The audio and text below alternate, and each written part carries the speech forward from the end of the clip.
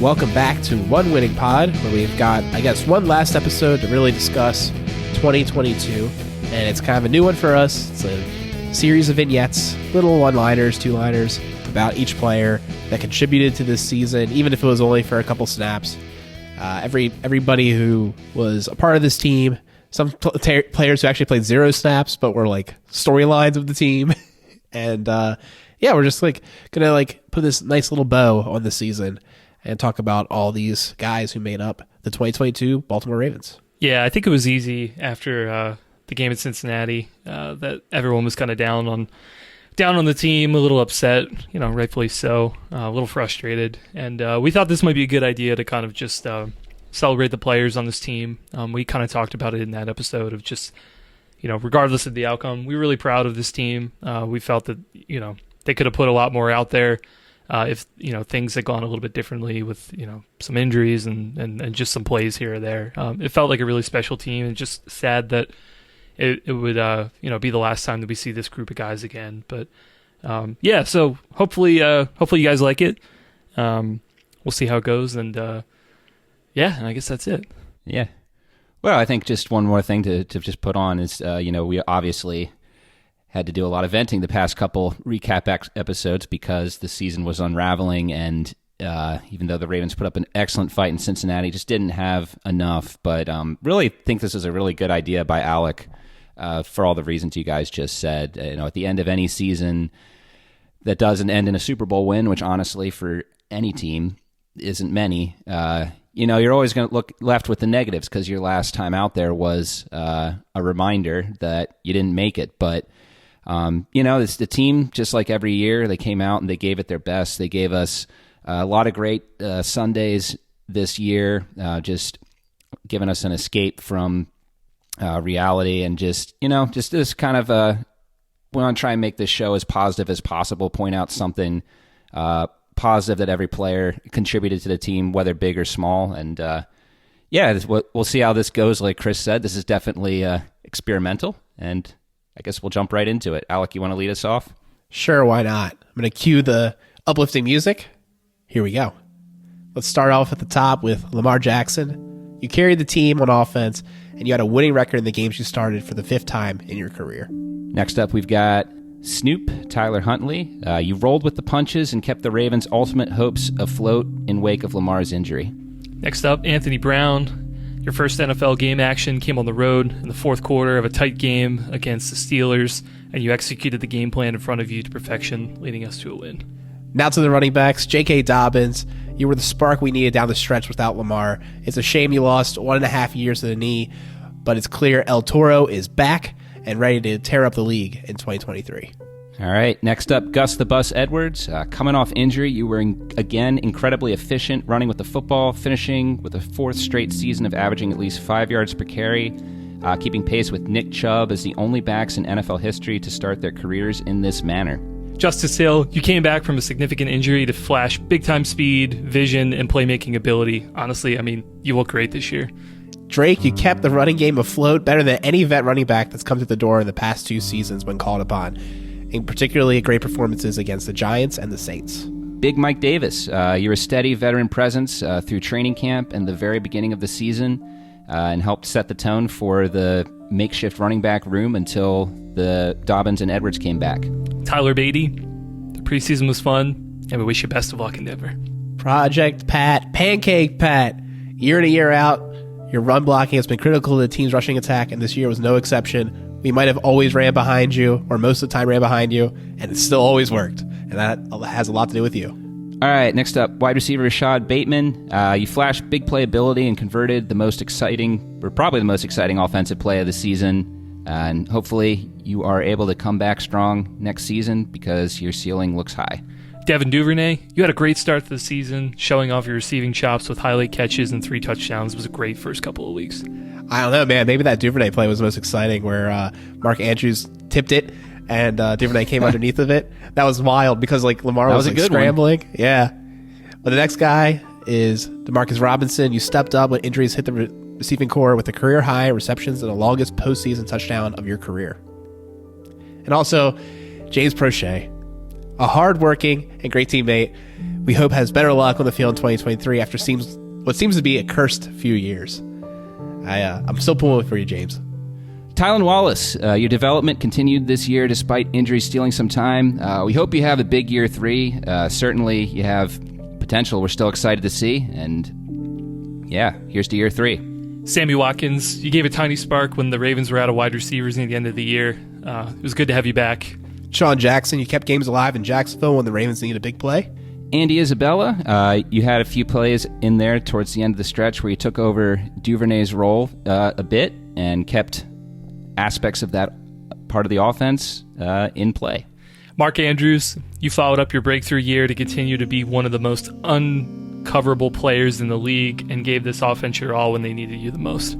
Isaiah Likely, he flashed huge upside, most evident in breaking the Ravens' rookie single-game record for receptions and yards in the final game of the regular season.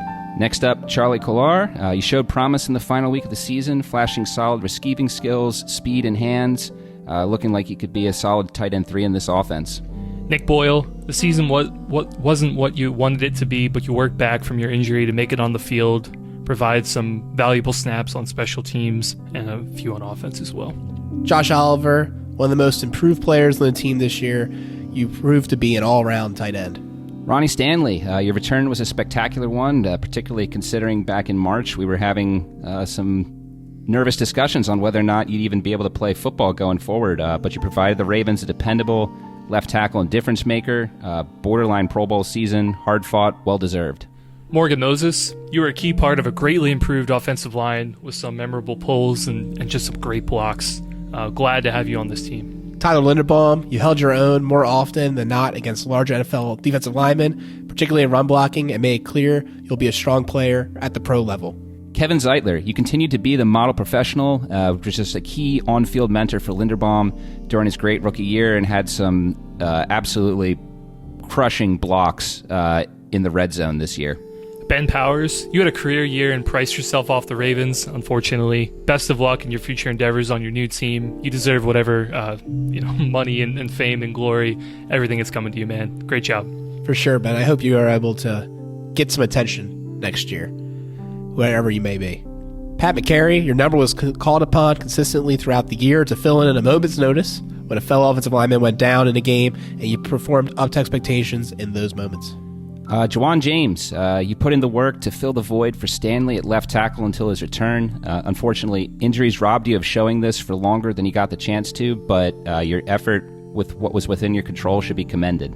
Daniel Fa'alele, you stepped in at left tackle for your first extended NFL action in a critical early season game in New England and did your job well. Ben Cleveland, after a rocky start to 2022, you found the field in a few scenarios and showed glimpses of what might land you a starting left guard job next season. Tristan Colon, just like Ben Cleveland, you showed some talent in your limited game action, clearly developing while you've been providing depth for the team. Justin Matabuke, you make so many impact plays, even if they don't show up in the stat sheet. Each year you've improved, and hopefully there's even more to come. Calais Campbell, yes, sir! What a year. Let us know where the Fountain of Youth is. Hope you keep playing. You have a lot left to give, both on the field and the locker room.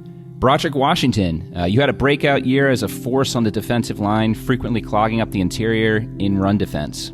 Travis Jones, you commanded double teams more than once and found your way into the backfield several times for impact plays. Brett Urban, your enthusiasm on the sidelines and on the field was infectious. Hope to see you back with the team next year. Michael Pierce, unfortunately another season cut short by injury yet again, but we're excited for what we got to see with you against the Jets and what you can add to the group in 2023. Outside linebackers, Jason Pierre-Paul, you helped set the tone in the early season for the pass rush when there were still many questions on if this unit could perform at all while waiting for Bowser to come back from injury. Delshon Phillips, sorry for consistently ragging on you and taking a spot away from David Ojabo. You had some great special team plays. Odafe Owe, you flashed your biggest potential when it mattered most in the wild card game against Cincinnati, had some really critical plays. We're excited to see your game evolve as your career goes on. David Ojabo, you came to play when your number was called upon and showed flashes of the disruptor you can be in the future. Can't wait for next season. Justin Houston, you recorded the most sacks that you ever had a season since 2019 and finished tied for 20th in the league overall. What a great year. Tyus Bowser, while not reflected in the stat sheet, your play coming off of an Achilles injury added critical additional life to the pass rush and run defense down the stretch. I can't wait to see you back at full force next year. Haven't heard his name in a while, but Vince Beagle, we were hoping you'd be able to provide some Sam linebacker stability while we waited for Bowser to get healthy, but you suffered a torn Achilles like him during camp. Hope you have a full recovery.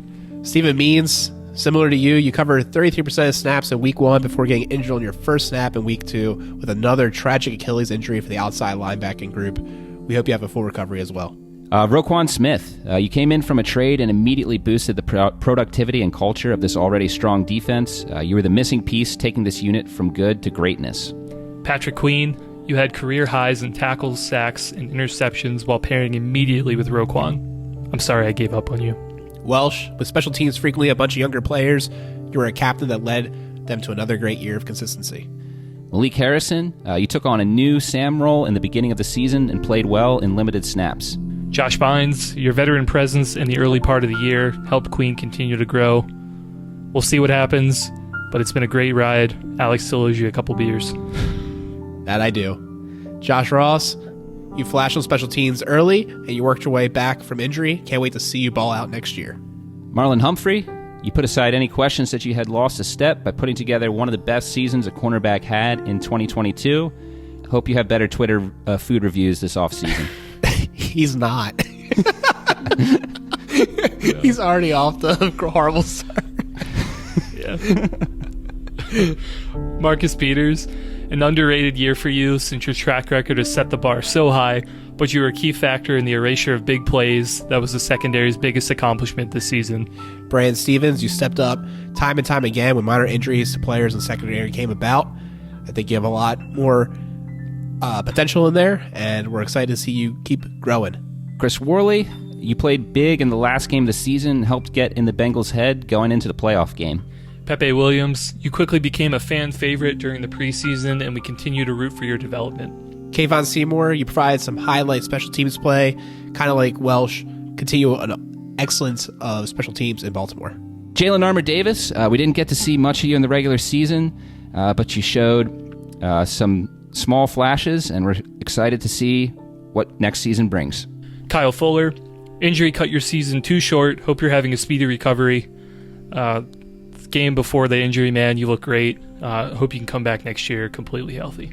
Marcus Williams, you are everything fans were expecting you to be as a marquee free agent signing, fulfilling the center fielder role, sorely missed by this defense, and getting a whole bunch of picks early in the season that was very exciting. Glad you were able to come back from that injury and keep producing for the team. All right, I get my guy. Chuck Clark, you put any frustrations you may have had over the Ravens drafting Hamilton aside to once again play every snap for this defense, be a team leader, and turn in another strong season. Best of luck to you to wherever your career takes you, whether it's still in Baltimore, which seems doubtful, or on some other team just doing your thing. Geno Stone, you stepped up big and held down the fort incredibly during Williams' extended injury absence. Just a great role player. Kyle Hamilton, you overcame hiccups in the first half of your rookie season to become an absolute force down the stretch. You played at an amazing level at a position you weren't even drafted to play, and you're going to be a huge weapon going forward for this team. Ardarius Washington, when there were injuries or a team we expected to play particularly light personnels, you answered the call and provided versatile play. Moving over to special teams, Justin Tucker, you continued to maintain your title as the most accurate kicker in NFL history while converting 9 50-plus yard field goals, the second most of your career. Jordan Stout, you came up big in divisional field position games, most notably the home game against Cleveland and the road game at Pittsburgh. Nick Moore, you delivered your snaps on time and on location to help our kickers do their best work. I can't remember any one of your plays this year, and that means you did your job to perfection. It's the best compliment a long snapper can get. Really is. All right, over to the coaching staff. I got John Harbaugh. You continue to lead the locker room through another potentially disastrous situation with the Lamar injury leading to the playoffs. Greg Roman, you opened the vault and continue to draw up masterful rushing plays that kept the offense one of the most feared rushing units in the league. Mike McDonald, your schemes elevated our defensive line and linebackers and continue to get better as the season progressed. Really looking forward to seeing what year 2 in this scheme for the Ravens defense is going to look like. All right, and so that was the team, and I think that was really good. Like we said up front, just looking at something positive that we can look at from this season. And now that we've looked at kind of what everyone contributed, I think to end this, we want to look at how we think this team will be remembered in the grand scheme of Ravens history. Was this season a success? Was it not? What are the parts do you think we'll look back on fondly? Maybe in History Corner episodes in the future, what are the parts that we'll look back with some frustration?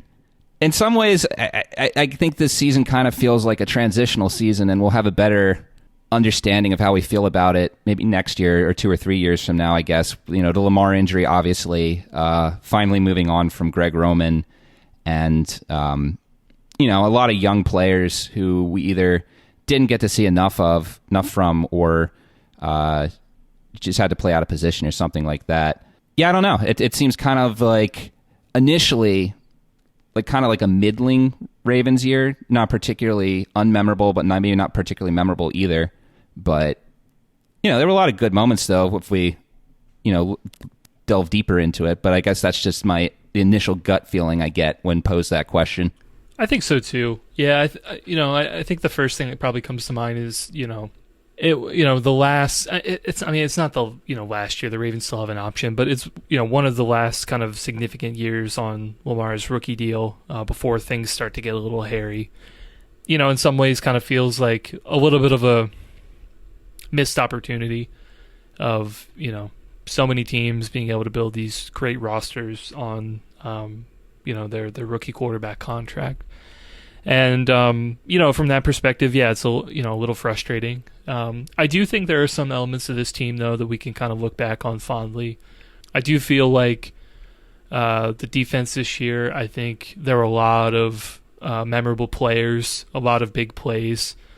Is it in the top 5 of best defenses all time, like in Ravens history? No, but I do think that they played extremely well for what they had, and I think it could have been a lot more dominant, I think. But I think overall, it was a really big improvement for where it was the previous couple of years. And, I am excited for, what year 2 brings. I think a lot of the players on this defense are going to be here. There are a lot of young ascending players. I think that could be a good transition. But yeah, for the overall team, certainly, yeah, lots of questions, I think, to be answered. So, I feel like we won't have a complete picture of this team until a lot of those kind of questions are answered and we have a better idea of like what the transition is.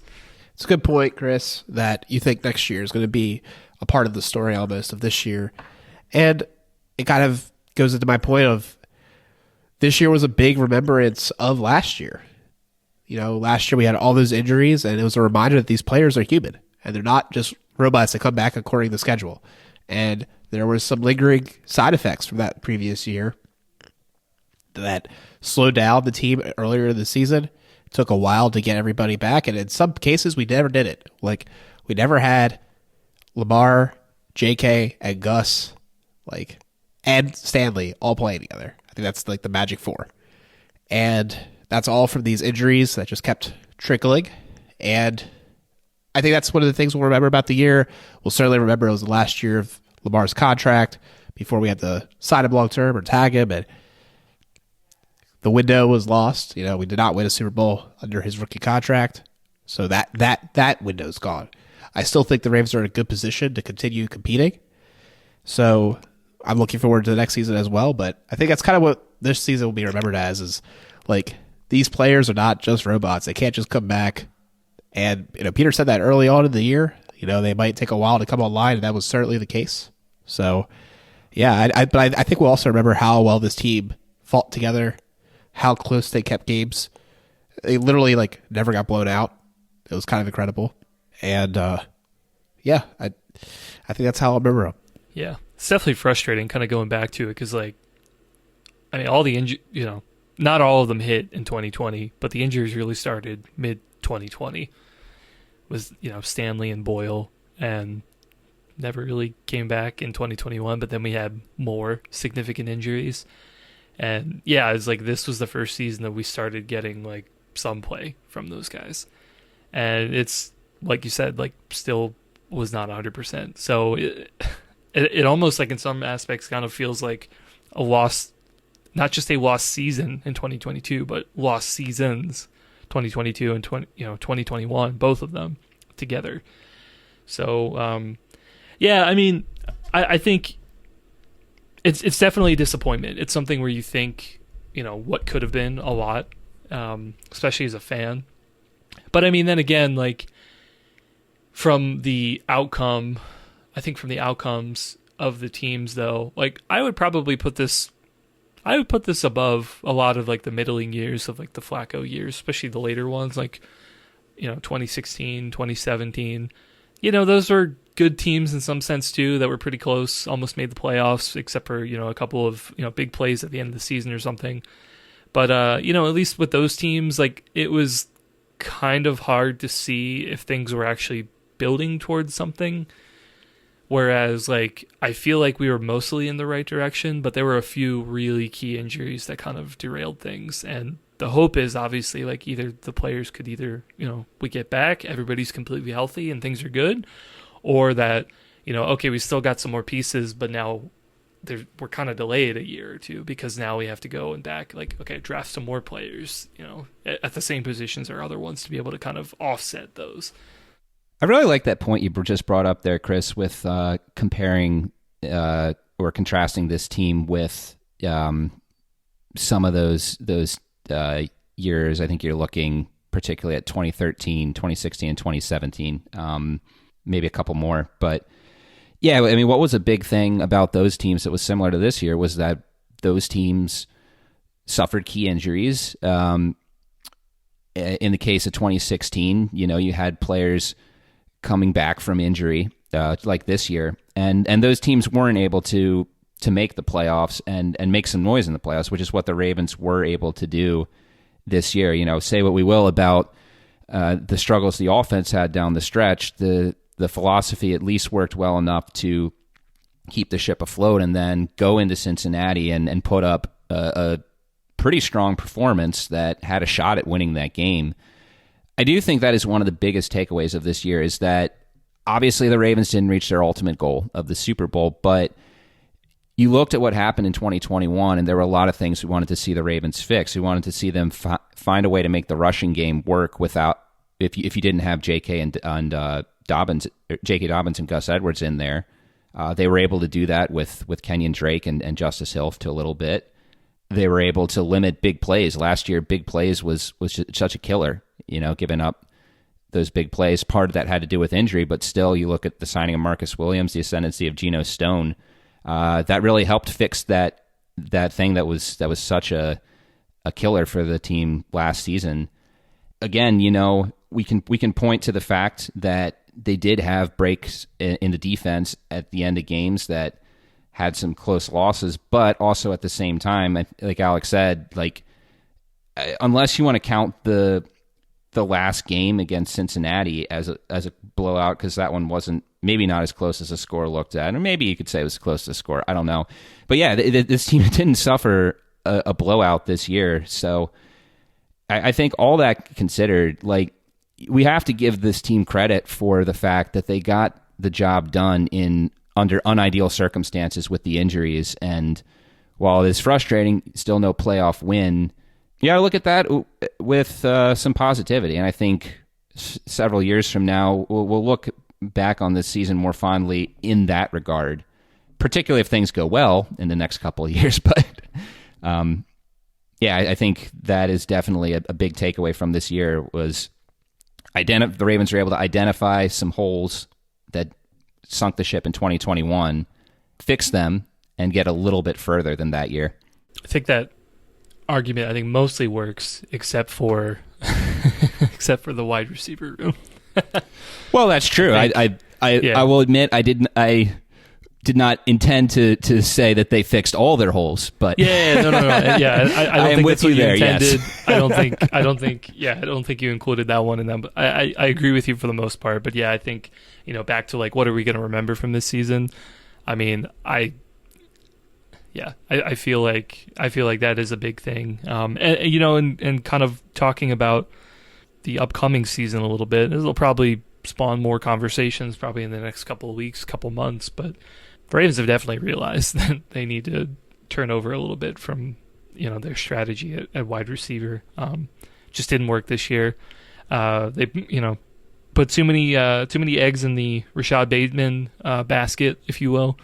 And, obviously his injury really kind of derailed things. So, and, moving on from Roman, I think was also kind of an extension of like, hey, we got to, if we're going to make this situation work out with Lamar, as we all want it to, then we got to build an offense around him, and we got to figure out how to make it, make it successful, right? So I think that is probably one of the biggest things they'll probably look back on this season is like that was hopefully a turning point of, remaking the Ravens offense, adding a little bit more into the passing attack and making it a little bit more effective, and then hopefully, leading to some more playoff wins. We're definitely mid-transition right now with Lamar either entering a new contract where he's getting paid like the quarterback he is, or he's gone from the team, and then we have 2 new coordinators within the last 2 years on both sides of the ball.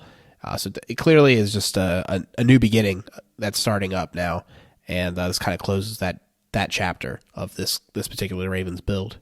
I think the last thing we wanted to talk about was the Super Bowl. I don't know if we're going to do another show. I guess actually we are. We're going to do the 30 for 30 show next week. Talk about that. So there will be a show before the Super Bowl, so I guess we can wait if we want. Oh, in that case, I think we do, because I mean, the big question is, Mahomes' health. So I think we want to get more details on that before committing to a pick. Are we all happy that the Bengals lost? Don't tell Justin, but yes. So happy. I texted Rachel because she was working, and I said, I know that football's not your thing, but I am elated right now. I was like, I can watch the Super Bowl stress-free.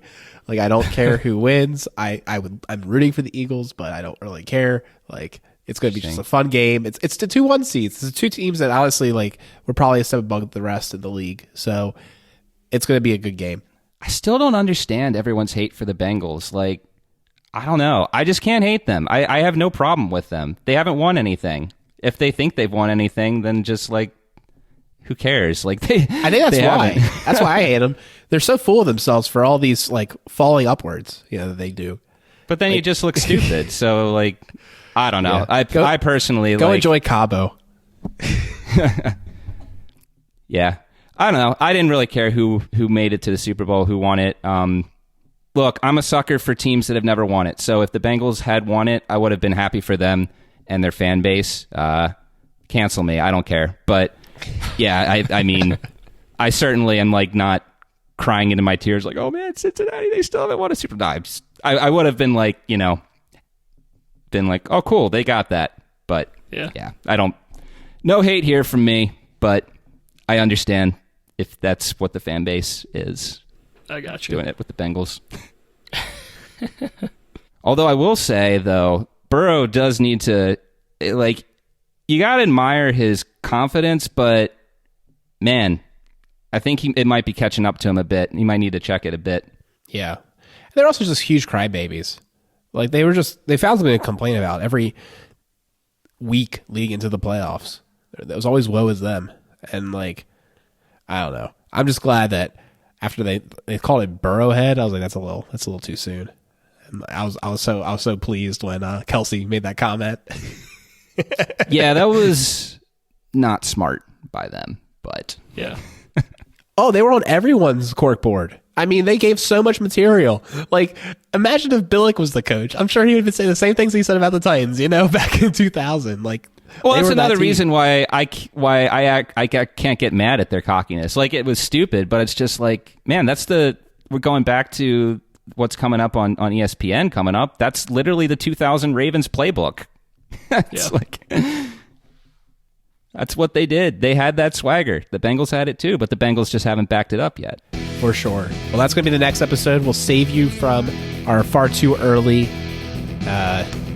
Super Bowl predictions. We'll talk about it next episode after we talk about the Ravens 30 for 30. That'll be on ESPN at 8:30 on Sunday, February 5th. So make sure you can watch it, and then I guess we'll talk about it the next day, and we'll get back to you with that, and then we'll have our Super Bowl predictions, which we know you all care about.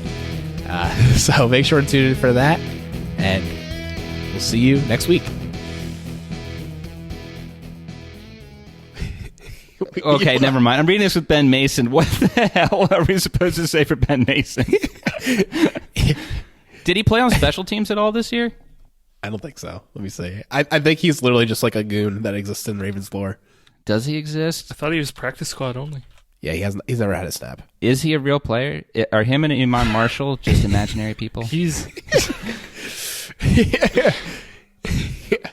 he is real. I mean, we've seen him on team flights.